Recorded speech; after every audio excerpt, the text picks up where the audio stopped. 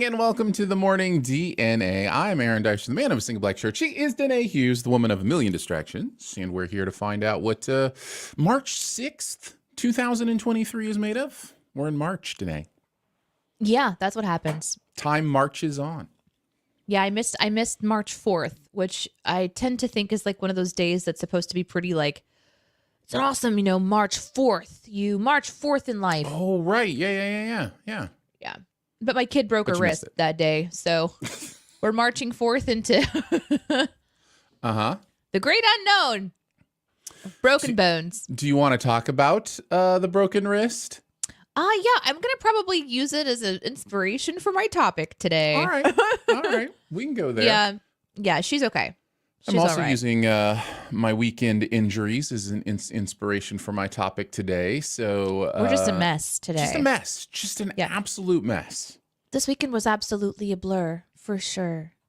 It really was. I started a project and did not realize the expanse of this project. The fact that you're even seeing me this morning is good news. Like, did you see my topic today? Let's just get into it.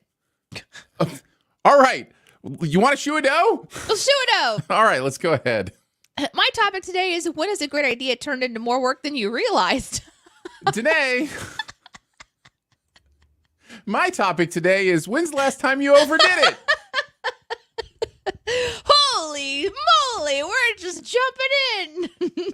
I think it's people may be like, when they got together and did their planning for the show, and it's like, guys, you got to understand, we have no clue what the other person is going to talk about. No, I guess we're going to get into it here in just a minute, though. That's going to be fun. I guess a combined topic this morning. Yeah, might as well. I mean, it's fine. It's just the other thing I was going to say before we get to the topics is, because of my project, I'm still figuring out my studio space. I'm immediately distracted by so many things. Number one, light's too close. So much light on this side of my face right now. I need to adjust this light. Number two, I'm trying to figure out why I have so much headspace on my camera. My camera is hard to arrange in the current arrangement of the studio. It's I'm distracted by these things and just trying to be present for the show. Oh, well, I have so much experience of being the I was going to say, one. Can you help me out here? What are some tips for trying to remain focused when there's so many things to distract you? Okay. First of all, you're going to want to have the notepad up on your computer screen. Oh. So that as you have great ideas or something to talk about, you don't interrupt the conversation every 12 seconds with your new idea. This is just something I've learned over time. People don't appreciate that very much, Okay. And then you just write it down. So that way you can try to get it out of your head and then focus. But what if my keyboard is now on a keyboard slider thing that I can't really access while I'm doing the show? What if... Okay. I mean, I can, but it's it's good, really difficult. Good. Archaic, but works. Pencil paper. What? What is this you speak of?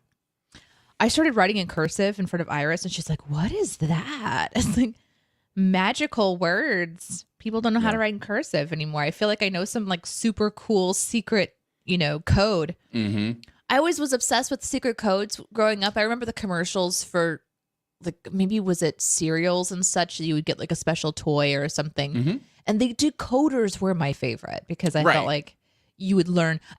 Or when Lord of the Rings came out and the Elvish language became very popular, there was these sites where you could go and every letter equates to a letter in the Elvish language. And I just remember being like, ooh, I can write in another language. Did I learn an actual existing other language? No, I did not. Just fun, woo-woo things. So cursive is as close as I'm going to get. Woo-woo. It's woo-woo is a great word. Okay. Because it's a non-word. And it pretty much goes in place of almost anything. And someone usually knows what you're talking about. Usually. So woo-woo is something that is without substance? Is that the idea? Something nebulous or ethereal? It could be whatever. Oh. Yeah. It's like Smurf. What? It's Smurf. The word Smurf. Smurf meant everything. Smurf is a little little critter, like a little. Right, but in their language, they would use Smurf interchangeably for like all sorts of words. You're right. I forgot about that. Yeah. Have a Smurf-tastic day. Yes. Yeah. Oh, Smurf. Yes, exactly.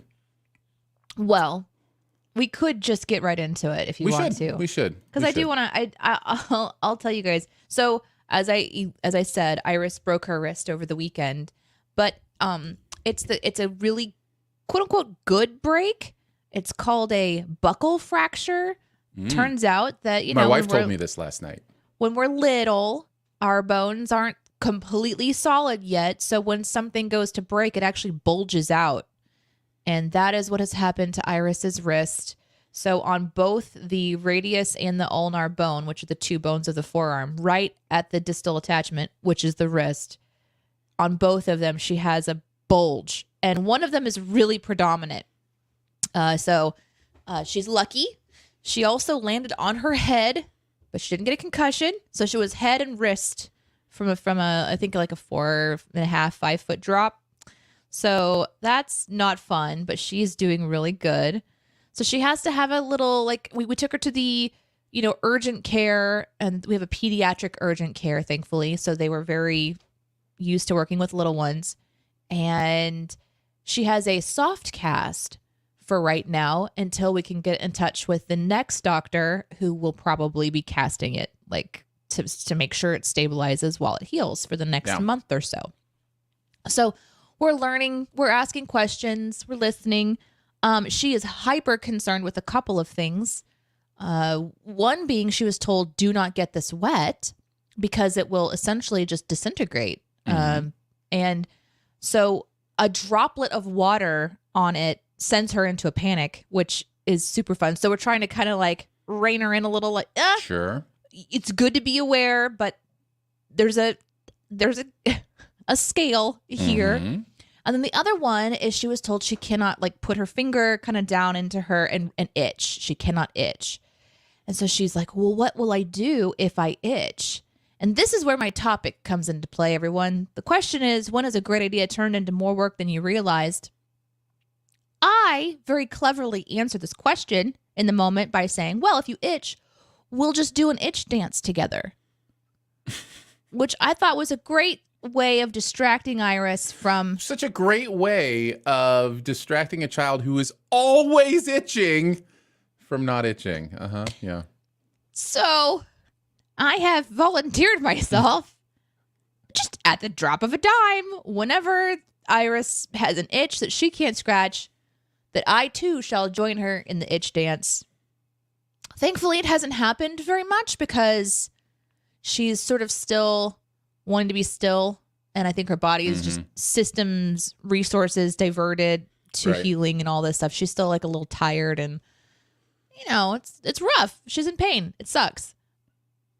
But we talked about it again and she's like, what is the itch dance? And I double down, whatever we want it to be, I say. I could have limited it. I could have given it some parameters. I could have said we're just wiggling. Yeah, you could have said it's a 10-second quick, thing. Yeah. Like, yeah. Did I foresee what has cometh? No. So it was a great idea, guys. It's a great idea. It's important, because I want to keep her spirits high. And she's having to adjust so much. We had a great chat this morning about she's like, how am I going to do anything? I can't do anything. And so I had a chance to say that so many people can't use their hands, or maybe they don't even have a hand, and they do all kinds of things. And she was really excited about that. She said, you're right. There are people who don't have legs and they find ways to get around. And so even though I can't use my arm, I can still find different ways of doing things. So she's really like getting into overcoming like a perceived limitation. And I'm really excited for her to go to school today for the first time and relearn how to interact with her environment. Of course, everyone's kind of aware she's going to need some help at certain times. I don't know if she's going to make everybody at school do the itch dance, but I'll find out. I'll keep you updated. It's going to be a lot. it's going to be a month of this. This isn't just like a couple days. This is an entire investment of time that when she itches, we're all going to join in and do the itchy dance. Aaron, I'm including you in that. You want to come over? Fine. Do the that's itchy fine. dance with us? I'm suddenly have to be here all the time. I don't know how that happened. Oof. Danae, I'm also just realizing I have the Sif Pop in the background instead of the studio. It's okay. You know what? It's okay. It is just a complete fail over here. Let's just go over to yours then. We'll get to your comments since we're all on the same topic today. Just throw in all your comments about your life experiences. Yeah. Let's just hear, Aaron. Obviously, this is a really similar. It's been a thing, man. It's been a thing. So yeah, it's like you said, a great idea, and then it just turns in, it snowballs, right? And at some point, and I guess maybe the little distinction in our topics, at some point you have to go, okay, this can wait, as opposed to overdoing it, as opposed to going too hard. So we've got this annual thing we do at our house every year for the Oscars. A bunch of people come in. We watch every single nominated movie for all 10 movies over the course of 3 days. And it's this fun thing. And then we do a live broadcast from in here during the Oscar show, like lots of fun kind of stuff. And a lot has changed in this studio since last year, specifically some of the monitor setup and that kind of thing, to where it wasn't really going to be conducive to have a couple people in here trying to interact together. And I was like, okay, I need to do some things. Also in my theater space, it has long bugged me that I put the rear speakers so low that you can't really hear them from the front row because they get blocked by the back row. And they've needed to be moved up about 4 feet, somewhere in that range. And I wanted to do that before this weekend. So I was like, okay, where do we start? Well, if you probably don't know anything about my setup, but on the back where the speakers are is also where I have my entire physical media library is back there. And the wires for these speakers have to go behind the physical media library to plug in. And if they are raised, then we have to figure out how to get them. Well, before they were kind of on the ground and underneath something, we're like, what would be better is to drill a couple holes and go through the 2x4s so that they just kind of, so the wires are all hidden behind the media library. This seems simple, right? We'll just drill 4 holes in 2x4s. I feel like there are just these like little signs along the way. There's a similarity between both of our stories. There's just these little signs along the way that maybe in retrospect you see, but like in your case, I feel like power tools is the very obvious flag up. Like, oh man, without power tools, it would have been even worse. It's just like, oh, where is this going? So we already had a little hole drill attachment for the drill, right? So this is something we already had from a previous project. So it's like, oh, we can do it. Well, it's an attachment about this wide. And for those on the podcast, just imagine me putting up my fingers. A couple inches, maybe. To say like an inch and a half, maybe. Well, a 2x4 is, guess how many inches wide? 2. That's the 2 in the 2x4. And so it doesn't go all the way through. And we're trying to figure out why this won't continue going through. Meanwhile, we're pressing the end of this thing into the board so it has nowhere to go. And I'm just pushing with all my might. And I'm like, man, I've been working out. I should be stronger than this. And it has nothing to do with that. I'm literally trying to break the laws of physics to try to get this thing to go through further. So thankfully, like the little screw part had come out the other side because it was a little more than 2 inches. So you could go to the other side, put the little screw part in and meet them in the middle. And so then we did that and eventually figured all that out. But had to do that 4 different times and then had to wire everything through, had to move all of the physical media. I wondered. Currently it's Okay. 700 pieces. Let me just stop there, which would potentially be another flag. We're just going to stop for just a second. I have a question for you. Okay, question. Okay. When the physical media comes off of the wall, the 700 of them, is this when you say, is now a good time to reorganize my physical media? Yes, thank you, Danae. See, you understand. You're very smart. You're very wise. See? Well, it's already down. Right? It's already come down. Right. So are we going to organize it now by, instead of, alphabetical, are we going to go categorical and be like, okay, so this is the comedy section and this is the children's section? Like, how did you reorganize it? So thankfully, I did not do an extensive reorganization as far as the order of the movies. I left the order of the movies the same. Now, the shelves they were on, I reorganized a little bit to make a little more room for some of the physical media types, because I first arranged by type and then by release year. And so the 4K shelves needed a little more space. And so I gave them an extra layer, and then I had to figure out like how to squeeze all the Blu-rays down to the bottom and where everything else would go. And so, yes, but I did all that in the midst of this project as well. So anyways, that's before we even get to the studio, where my primary goal was that there not be a single wire on my desk. There will not be a wire showing Hold on. My desk.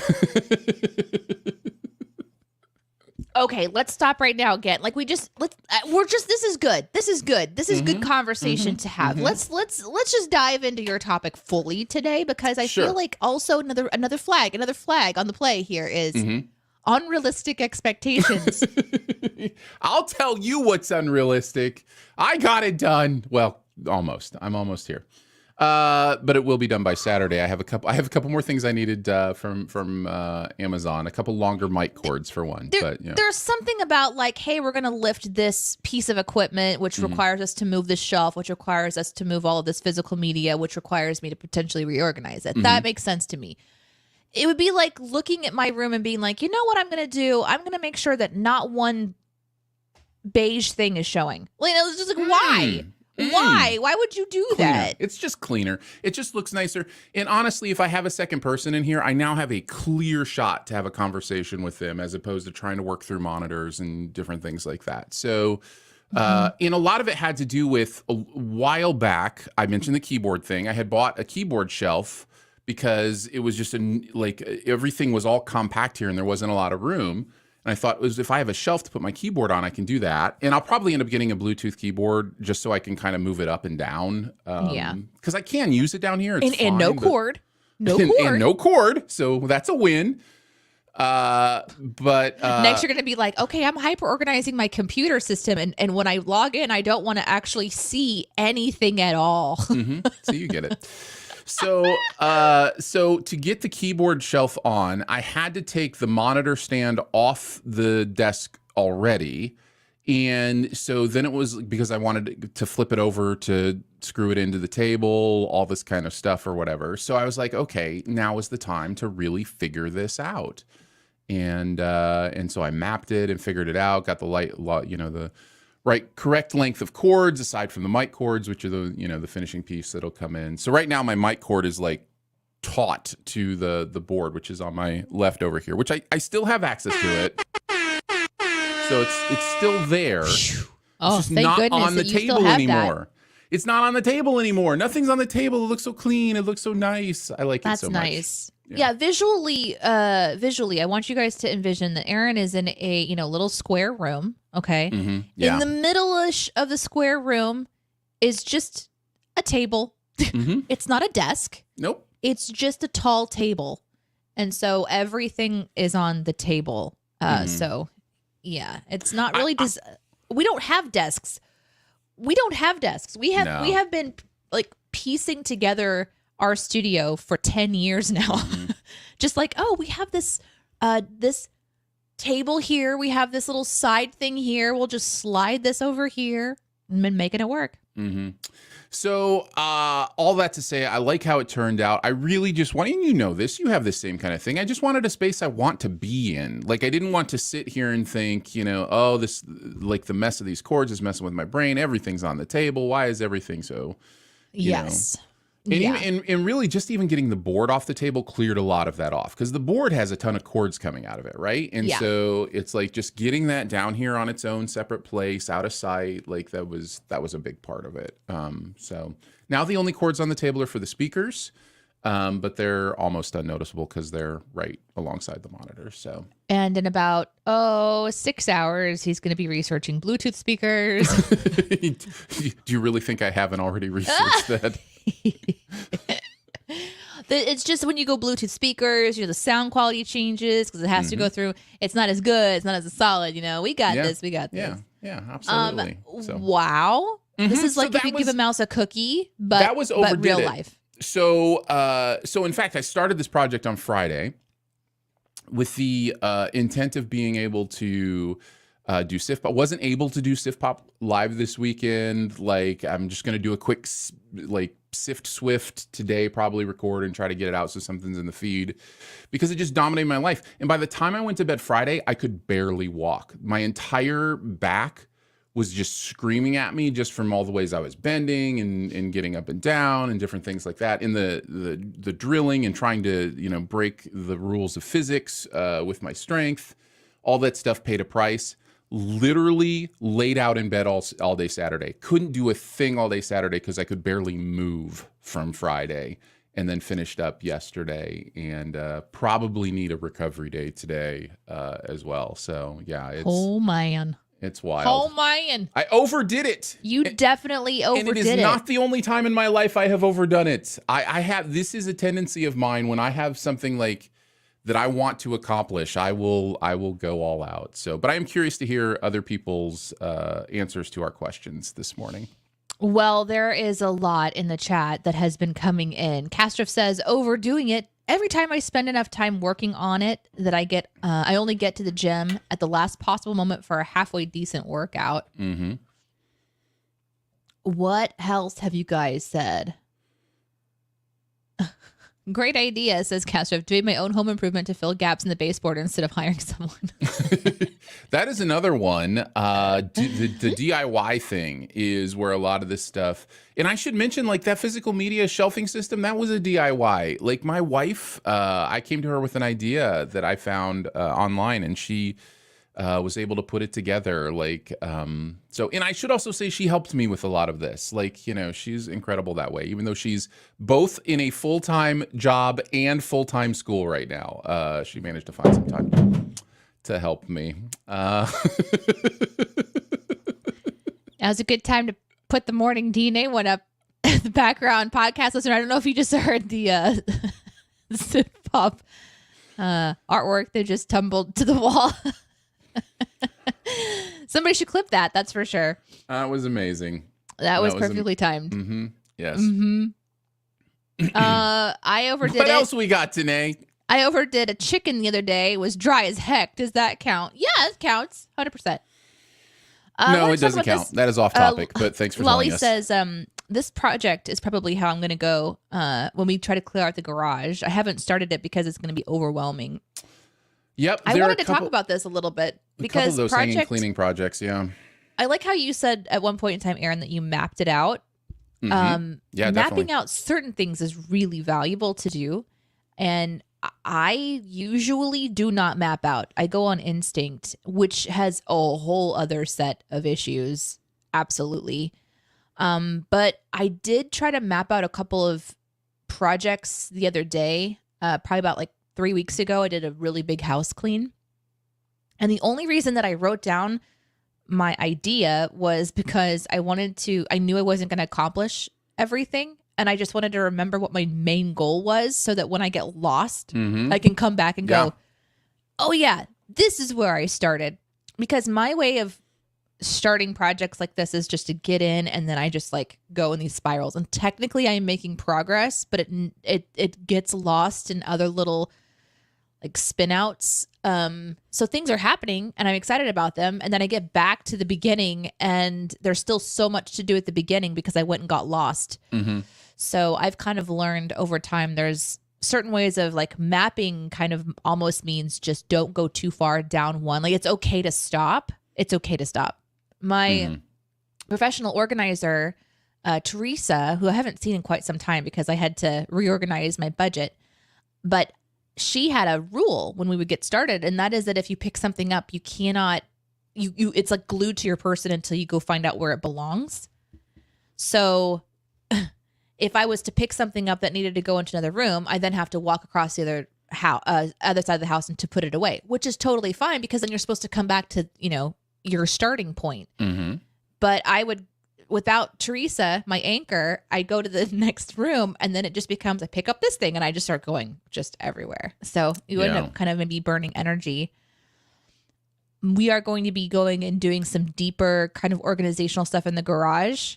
And I'm remembering ideas and things that she taught me about how to start a project, like what you need to do in that space. What's your goal? If it's to create room, if it's to put things away, doing your best, and then getting to the point where you're ready to make donations and trash stuff.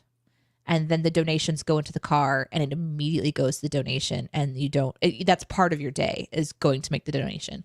So that way it's out of your space. Yeah. So good luck on your garage. Those garage are organization is a big one. That was another time we overdid it. We literally reinstalled an entire row of cabinets from the left side of the garage to the front of the garage so that we could park 2 vehicles in the garage because them coming off the side was making it difficult to park both and get out. And so we moved them to the front because there was enough room from front to back. And they're much better there. Like, I don't know why they weren't there in the first place. Part of me wonders if they were there in the first place. But man, it was a lot of a project. So there is always that moment in a project where you realize that you have a really good idea, that it's going to be a lot of work, and you look at the other person, hopefully that you're sharing the workload with, and you say, "Are we really about to do this?" Yeah.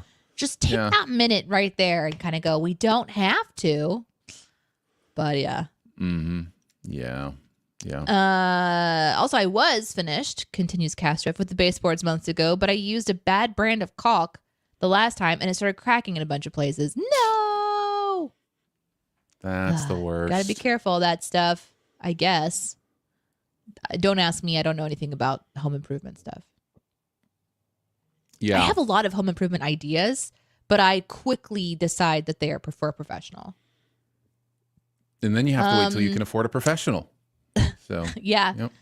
Your dad says, "I needed a good laugh this morning, Aaron, and the sign falling did it. Probably woke up your mother." Thanks for clarifying. That's my dad that posted that. That probably woke up my mother. Oh, Josh Zero says the kid zero solution for this is just to never pick up anything ever. You know what? That is a choice of living, and I've lived that choice. That eventually evolves into what I like to call the nest, where you just live in the chaos of whatever is around you. That's our youngest son. Not a shred of carpet showing in that room right now. Yeah. It's wild. I lived like that for most of my life. I don't understand it. Maybe you can help me understand. I've never lived that way. I've been messy. I was messy as a teenager, I'm sure, but not to that level. It's just wild. Yeah. I mean, it's something else is more important. That's all. For me, something else is more important. Yeah. Yeah. Shaggy says, "I lose days trying to organize the garage." Right? Well, it's a huge space. Man. Lily says, "Your description of wandering around the house is how I write, and it's a problem. I have to write a piece for a memorial, and I'm struggling because I just keep jumping back and forth." So, yeah. Did you have something, Aaron? No. I saw you take a breath. Yeah. No, I do that. A couple of minutes usually. Breaths? Yeah, I'm taking breaths. Yeah, that happens. Yeah, for a split second, I was like, "Is he talking about writing? That's strange."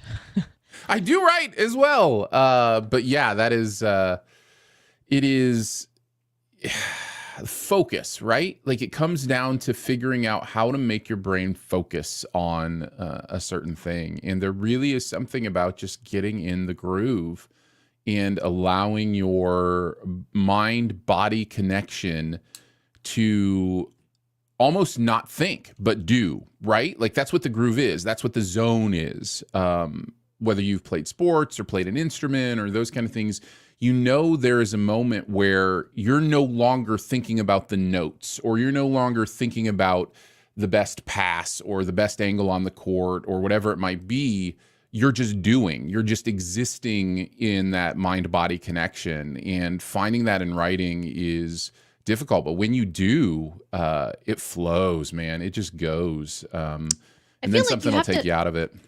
You have to find like your style and just embrace it and decide what's important to you. Because I also am a wanderer of many, like I tend to have many things going on at once, and I do get more disciplined and focused as the need arises. But personally motivated, I didn't really have any motivation to change that. So like for my writing technique, which for my job has changed a lot because I have to focus on that. For like just writing because I have to write, I started to gravitate more towards bullet points. Maybe this will help too, Lolly. I'm not sure. So, you kind of like write in bullet point style, and then you go back to the bullet points and you see sort of what order you want them to go in.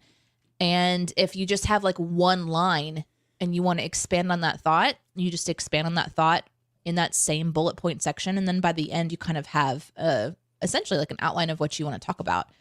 But organizing my long form writing is something that takes me hours to do. And I do this in emails as well.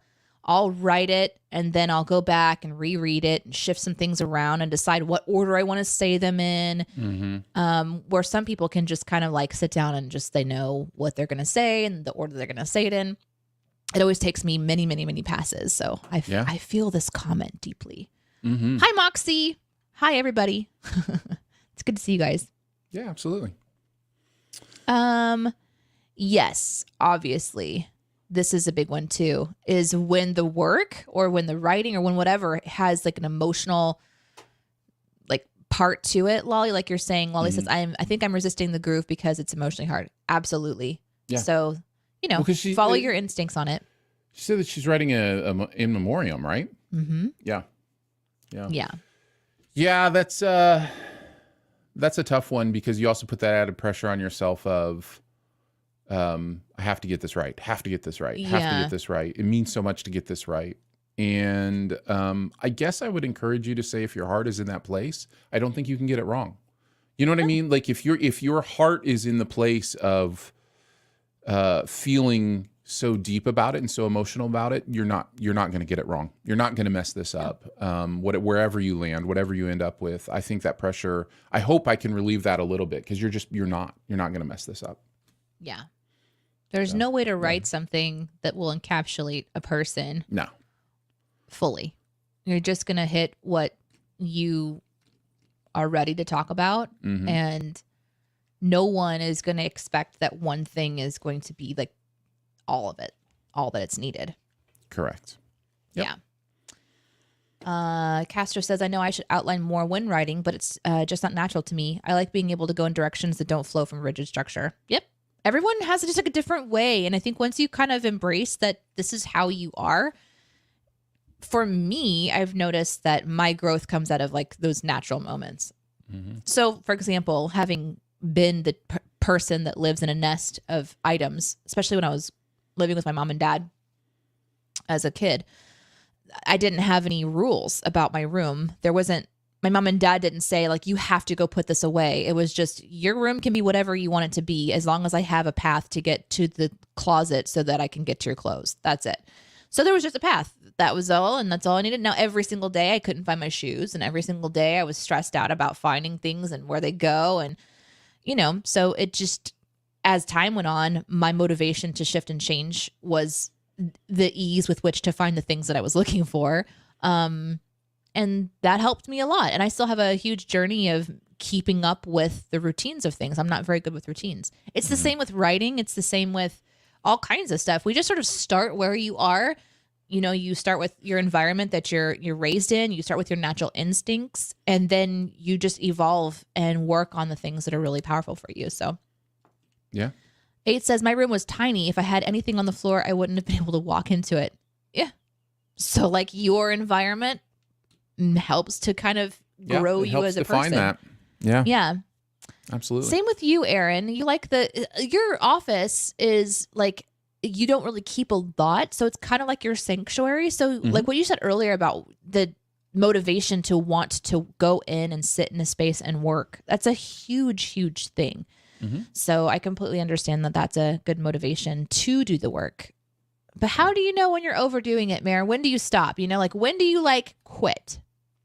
Is it when you've just blown your back out? Is that it for you? You're like, I've gone too far. Yeah, it's either when you can't go further or when the job is accomplished. You know, there's if you've done the right math, if you've done the right preparation work of knowing it actually is possible, you know, and that you're not trying to do something impossible, then yeah, you either do it or you stop because you have to. And that's just, you know, I don't know. That's my perspective. Just how it is.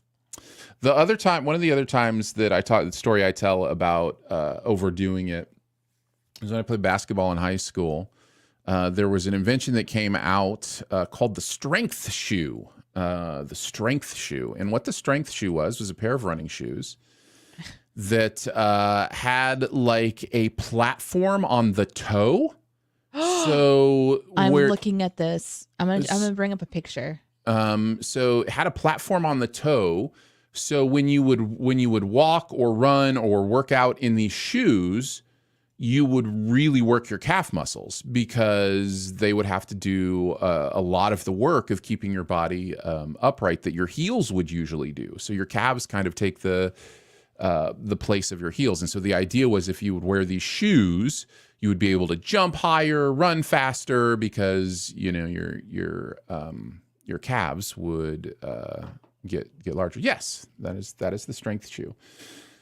So we had these for the basketball team. They got us some or whatever, and I had a pair, and we had gone on vacation. I was like, you know what? I'm going to do some work on the strength shoes. I'm going to go for a run in the strength shoes. Now, for me, if I'm going to do it, I might as well like really go for it, right? So not only did I run for 2 miles in these strength shoes, not walk, run, I did it on the beach. Now, if you know anything about running on the beach is already extra work on your legs and your balance muscles and your core and all those kind of things because it gives way under your feet. So I ran for about 2 miles in these strength shoes on the beach. This was in, I believe, Mississippi on the Gulf. On the Gulf Beach was where our vacation was. I believe this was the same vacation where a hurricane came while we were down there. Hurricane Andrew, if you remember, and we're around then. So I could be conflating those two things. But anyhow, I couldn't walk for a week. So it destroyed my calves so much that I literally had to use crutches for a while. So, yeah. So there you go. It's just me and overdoing it. Danae is now drawing on the show, on the shoe the dough show. Listen, it was a great story about you blowing, you know, your body to pieces. I don't have any experience with pushing my body too far ever. So. No.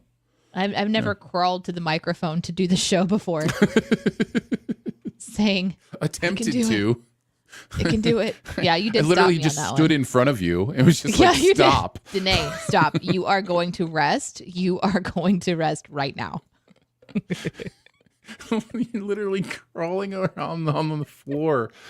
I can make completely prone, trying to get to the microphone. I'm like, Danae, take a nap. We can do this tomorrow. I can get this. I can do it, Aaron. Just get me to the mic.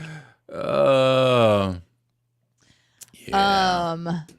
Here's some stories of overdoing it.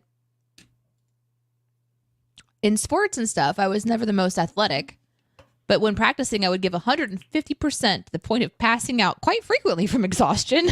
That's not good, Hubs. It's not good. Don't do it. Yeah. Alan says, I started off digging a trench to drain an area and ended up 3 months later having a water garden.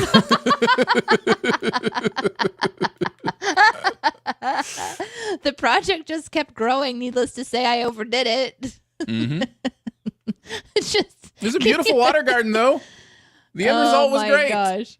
Oh my gosh. That's really funny. That's like the perfect example of being like, oh no, I've overdone it. Yep. All of a sudden you're buying koi, like it's over.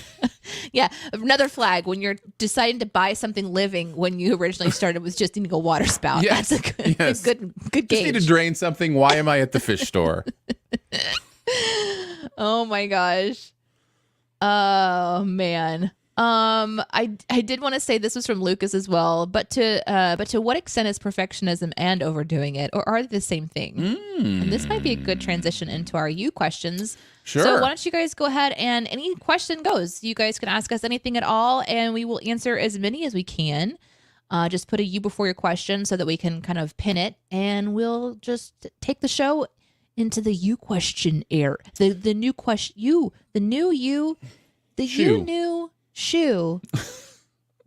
What? Yeah. Mm-hmm. Yes. If you have a question, put a shoe Bamboo. at the beginning of it. I mean, a you at the beginning of it. Woo woo. See? It all comes back around. All comes full circle. So, to what extent is perfectionism overdoing? Are they the same thing? No, they are not the same thing. However, perfectionism does result in overdoing it quite a bit. And perfectionism can be a mental health issue, right? Like perfectionism can be one of those things where the slightest flaw in something dominates your brain in a way that you cannot finish a project. Overdoing it is that plus a lot of other things, right? There are a lot of other ways to overdo things rather than just perfectionism, but perfectionism can definitely lead to overdoing things. I think the good enough gene is one we need to work on as a culture. I think there are a lot of people doing a lot more work than they need to because of perfectionism. And I think one of the by the way, you can find a famous quote to say opposite things about everything, but the one that I like on this topic is, don't let perfect be the enemy of good. And I think that can happen a lot, especially in a work culture where we define people by how hard they work and the things they accomplish and the things on their resume. It can really become painful and distracting. So, yeah, I don't think they're the same thing, but they definitely can lead to the same result. And that's wisdom from Did Aaron you have any Dicer. thoughts or wisdom? Are you a perfectionist? Oh, yeah. I struggle with perfectionism. In fact, I felt quite triggered. And you're like, it's a disorder. Listen, there is a reason that we have like standards. There's standards that now that the problem comes into play when your standard and someone else's standard are so different that you cannot make progress because you can't like get to a space where you're like, yeah, this is good enough. Is to me, it feels really, really wrong. Like, yeah, this is good enough. Yeah. That's just not how I'm like, then it's not done. It's not done because it's not good enough. But it's only was in good specific, enough. But it says, but only in specific. How can good enough things. be not good enough? Right. Well, like that's it's the thing. Literally it's good opinions. enough.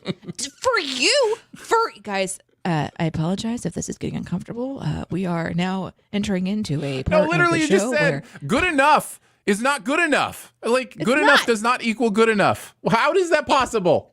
So that's the thing. That was like this is our struggle. This is the struggle. The struggle is Aaron going, this is good enough, and I'm like, it's not though. I mean, it is, but it's not. It could be better. It could be better. And then Aaron would be like, right. But how many times do we get to the next place where it could be better? Pursuit and then of you excellence. Continue to embellish or you continue to add things to it. Correct. That yes, will make it more interesting or go to the next level. But when does that stop, Danae? So yeah, I felt like that was really just aimed at me. And honestly, no, not at all. Just so rude. So rude. It's probably aimed at me. It's probably my own issues that play into it. But like, I do think we live in a culture that values the idea of working as opposed to accomplishing. And those are two very different things. So yeah, and it's hard. Like it's difficult because there's some things I'm like really passionate about, and I want to make sure like it's super super great. And then there are some things I'm not passionate about. Like, it doesn't need to be super, super great. So I feel like I have Choose your struggles battles. with perfectionism personally, but in certain areas. So like in some areas, I'm not worried about it. My kitchen right now, trashed. Not worry about it. Why? Because I'll get to it later and it's going to be fine. I'm not a perfectionist in that space. But in some of the work or like what I'm putting out to the world, I'll be like, okay, I have to spend, it's not there yet. It's not there yet. And then I kind of realized, especially with working with Aaron, because we were very different in this area, the level, it's not compromising isn't bad. Coming up with this is good isn't bad. And so I've really changed some of it. And I think you're right. When you realize that you're holding things back, you're holding projects back, you're holding people back, you're holding progress back, because in your mind, it can only be one way. Right. Then that's where it kind of switches over into being something that's debilitating. And so there's definitely work that I've had to do. So it's a good question. It's a really, really good question. There's and it's nothing wrong with pursuing excellence and really going for it and saying, not quite yet. We're not quite there yet. The problem is when it becomes debilitating and becomes dominating, right? Those are when it can transition into something a little more problematic. I think I kind of realized that my perfectionism to a certain degree in the areas where it was kind of becoming more of a negative experience was almost me giving myself an excuse to kind of hold things back. Like I was holding things back because of a fear of what would it would be to release it. People would look at it, then it would be out in the world. What would they say? And there's this part of like chasing what you're doing to make sure that it's this perfect package so that no one can deny that you did your best or that you like tried really hard. But guess what? No matter how hard you try, no matter how perfect it looks, there's still going to be someone out there who's going to say that's disgusting, that's ugly, that's whatever, that doesn't hit the standard that I have, because everyone has different opinions about what looks good to them. Like someone could spend millions of dollars renovating their house and someone else would look at that renovation and think it was really bad and trashy and they'd never buy it, because we all have different perspectives. We all have different ways that we want to, interact with our world and the content that we consume. So yeah, I mean, being in a content driven job with Aaron on radio and trying to entertain fans and talk about things that are interesting, it can be really debilitating. It can be like, no, we can't put that out because we haven't answered these 7,000 questions yet. So it kind of just became where I was not only holding myself back, holding other people back. And that was for me, the gauge that I needed to kind of start to change my, what is it? Lower your expectations, downshift a little. Isn't it so hard to even say that though? Like in our culture, isn't it even hard to say lower your expectations? Like all of a sudden, like the negative connotation that lives even in that statement, I think it really is culture. Not every culture is like this. Not every culture values the idea of effort like we do. Effort is not like, that's not the goal. The goal is like, you hear people say work smarter, not harder. They don't mean it in this culture. They don't mean it. Like this culture is work harder. Who cares about smarter? Like it's like work. Right. But did you stay up until 2 a.m. doing that? Right. Oh, yeah. That's probably not good. Yeah. So there's this interesting thing that happens. Work is a valuable part of life. And when you can match your work with your passion, that is just the most beautiful thing. But work is not the only part of what it means to be a human being. If we would pursue relationship and if we would pursue relaxation with the same fervor we pursue work, I just think it's really interesting the work-life balance thing is the way it is in this culture. And to be honest, a lot of that has to do with the idea of the American ideal, the American dream, the brass ring is always there if you work hard enough. And just the idea that is the goal, is to have, lots and lots of money and to work really hard to get it. And I don't know, it's just, I don't vibe with it as much. And so it can be one of those sore spots with me when I feel like it becomes a judgment kind of thing in my own life, that I don't work hard enough because I enjoy watching movies on my downtime, or whatever the case may be. Right. You're not filling all of your time with work. Which is hilarious because my wife would tell me I do fill all my time with work, but right. Yeah. We've all done that. Yeah. Okay, so there you guys have a lot of I do like this one from when Alan mentioned the the spout that turned into the water garden. Random Rick review said Alan now has a moat. Yeah. Mm-hmm. Yep. Definitely. Mm-hmm. Okay, you want to go to the next few questions? You want to pick one? Sure. I can pick one. Let's see. If you had a book written about your lives, what would the name be? Wow. Massive distraction. I don't know. Just embrace it. Weapons of massive distraction. Yep. I don't know. I think there's so many people that have really done a great job of kind of showcasing, embracing their strangeness and their weirdness. Like, the word weird was used as a weapon for me growing up a lot. Mm-hmm. And like just the isolation that I felt from people. I was like always the kid that was just pushed out of every friend group. So I hated the word weird, and then I kind of embraced it. But there's just been so much that's been done kind of with that focus. So I don't know. I have no idea. I don't know why anyone would want to write a book about me anymore. Let's say that it would be something just to do with, I don't know, I guess unapologetically being yourself. But there's a lot out there that's like that already. So I don't know.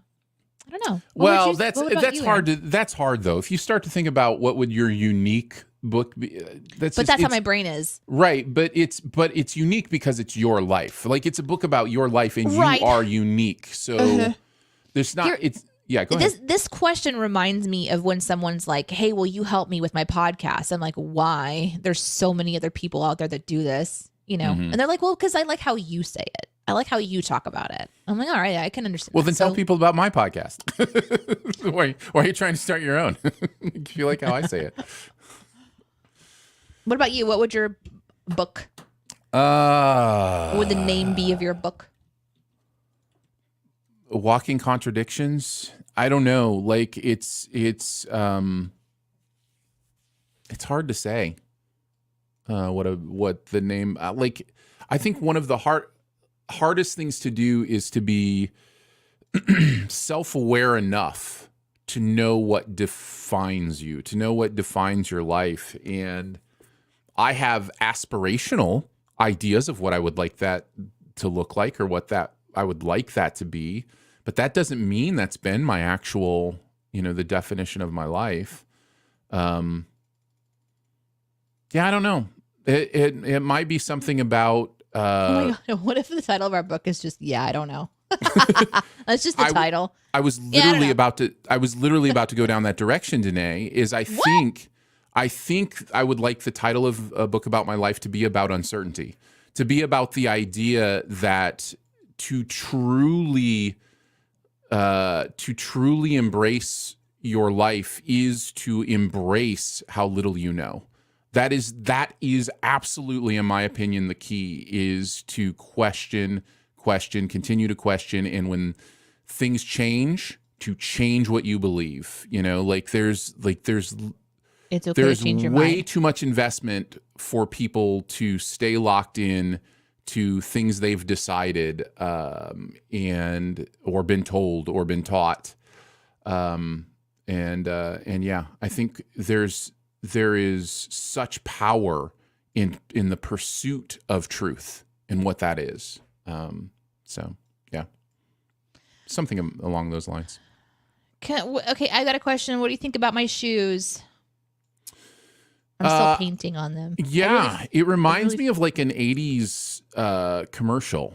Yeah, right. Like that would like flash on and off the shoes, like those. Yeah, pew pew pew. Yeah, like, that's what it reminds me. Do you have your pair of "will blow your legs out" shoes? I just wanted to show you my progress. People might think that I'm looking over here like ready to thank those who are like supporting my stream, which I see you, and I'll get to that in a minute. But no, I've just been doodling. Maybe that's the title of my book. Just been doodling. Just been doodling. Here's a question. Lil Slabs wants to get a birthday gift for Iris. Instead of overwhelming you with stuffed animals, what would be a good gift for my mini me? Oh, Slab. Okay, first of all, Lil Slab, you don't have to do that. I think, so Iris is, I'm trying to encourage Iris to not want to buy things all the time. But it's a hard battle because we're losing it every day. It's a battle. I'm wanting to get to the next step, the next kind of evolution of involving her in understanding that, like, what money can do if it's not just spent because it makes you feel good. But she has recently identified that what she likes is the feeling of getting something new. So I would say, instead of encouraging her, addiction to just getting new things, is to maybe share something that Little Slab does well. I think, like, Iris seeing what other people do with their time and their art, their hobbies. I think that's really important. Like, thinking outside of yourself and seeing other people and kind of learning from other people is what I'm really excited for her to kind of be able to do next. Like, she'll see another kid that climbs a tree a specific way, and then she wants to go try that too. So my question to Lil Slab would be, what do you do that you could maybe share with Iris that would be unique? Like, do you like to draw, or do you like to read a specific kind of book, or what are you passionate about? Are you passionate about, like, growing things? And maybe find a way to share that passion and, like, just tell Iris about you, a unique person, like a pen pal type thing. That'd probably be an interesting experiment to try. She did really love the stuffed animal that you guys gave her. And when she lost it, which she did lose it, she was devastated because it was one of her favorite ones. So it's good to learn to get things and then lose them. So yeah, you'll do great, Little Slap, whatever it is. I know it's a big one. Don't get her a book about an African spider. Was not a big hit. She looked at Aaron's gift and was like, whatever. No, not interested. And Aaron's heart broke. Yeah, it can happen. Question from Link. What's your favorite thing to do when visiting a new place for the first time? Eat food. I want to try unique food. I really like that. Or visiting something that I don't get to see in landlocked Missouri. So research. If there's something nearby that's, like, really unique, like a structure that's been built, or a natural structure that's close by. Just something that you can't get where you live every single day.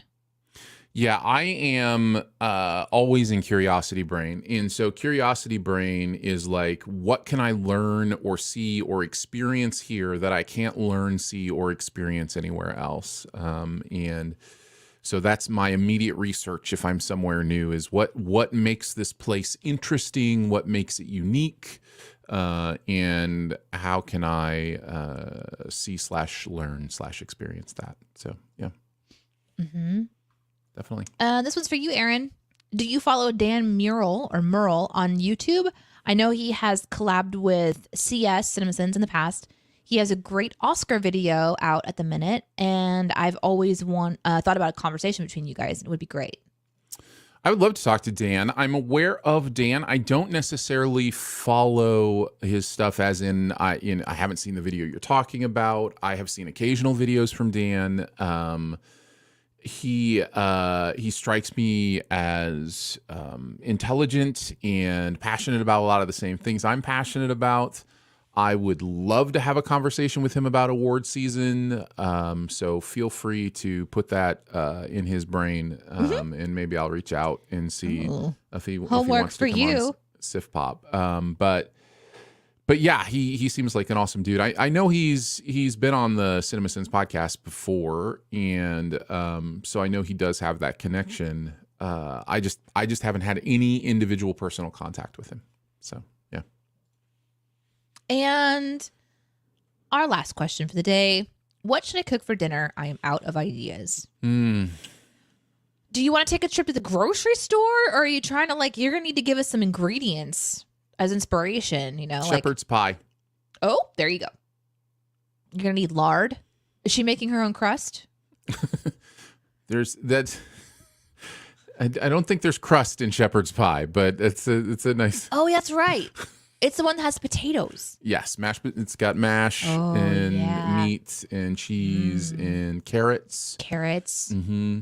Yeah. Oh yeah, yeah, that's good. Yeah, we just had some shepherd's pie, HelloFresh style last week, and it was delicious, delicious. So, although hasn't Ian told us that shepherd's pie the meat has to be sheep? Lamb? I think shepherd's pie is lamb, and then there's another one that's beef. Cottage pie. Cottage pie, yeah. Cottage nobody here, shepherd's pie is any meat. It has nothing to do with the type. There isn't a difference. It depends on who you talk to. If you talk to somebody who's an Anglophile, they might have a difference. But I'm just telling you, the American dish shepherd's pie does not make that distinguish. Yeah. Okay. Distinction. Yeah, that's a good one. Distinction. But yeah, and if you have a Instant Pot, I'm going to be doing honey sesame chicken again, which is chicken thighs and honey, soy sauce, garlic, and you throw all that in a pot, and the chicken comes out all yummy flavor, and you just cook up some rice. So that's what I would do. Or cheeseburger. Just grill a cheeseburger. Do you do that? Cheeseburger. Do you do that in England? Do you guys grill? They've got a grill in England.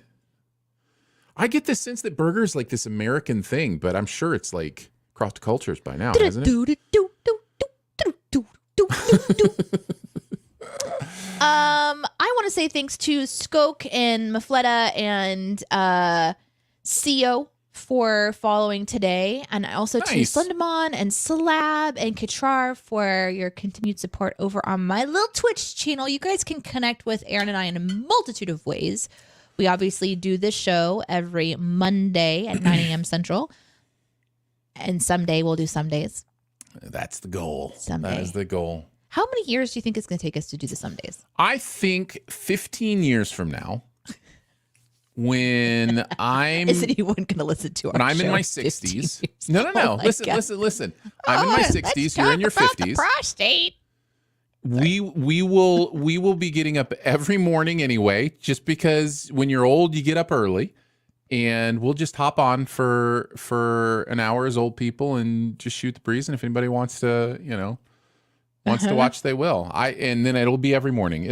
We'll take like every one day off. Because we'll be retired. Yeah. And you'll be like, I'm so bored. Let's do a show. We'll just get up and talk about stuff. Okay.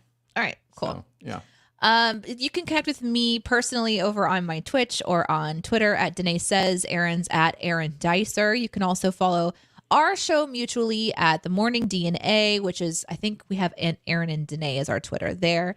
Mm-hmm. We have people who do support us on Patreon to help us with the posting of our podcast, which has been out and about in the world for over 10 years now.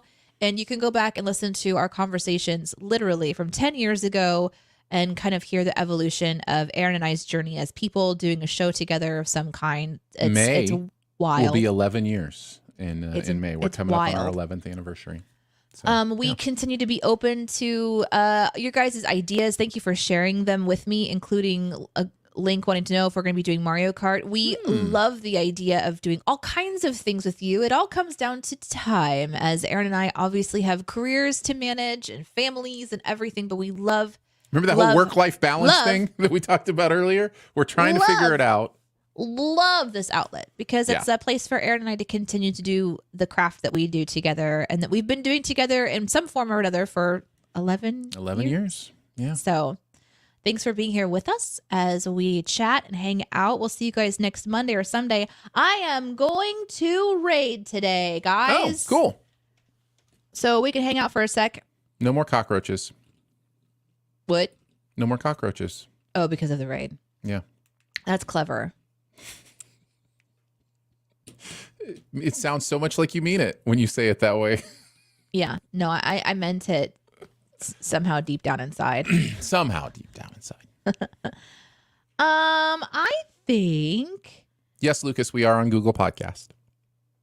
Mm-hmm. We Hey, should Aaron be, at Dicer's least. live on Twitch. I could write into Aaron Dicer. I somehow don't think he's going to be live for that much longer today. Wouldn't it be hilarious? You raid into me and then I raid into somebody else. And just like the Let's see if anybody's watching on my Twitch. Let's see if anybody is watching on my Twitch. Yeah, you hey, have a couple one bots. person. One person is watching you have on a my couple bots, man. That's Well, something. I have one viewer on my Twitch. The hard part for me is that since Twitch started doing more ads, I don't have a chance to like see what they're doing before sending in raids. So I'm going to confidently send you over to CNOT because I know he's doing amazing work. Bush. Yes, and I really love his vibe. He's just got a chill, laid back vibe with some chill, laid back music, and he's always got a project that he's working on. So you guys can go check out what he's doing today. He has been a sculptor and artist on Twitch. He's the first person to make partner that was not a gamer. He was actually he's a crafter. So he's kind of one of the OG crafters on the Twitch platform and very respected. He's been doing it for a long, long time. You can enjoy all of his art. And he's got a great community there as well. There's 180 people hanging out this morning, so you guys can go and enjoy him. Nice. All right, guys. We'll see you next Monday or Sunday. Bye.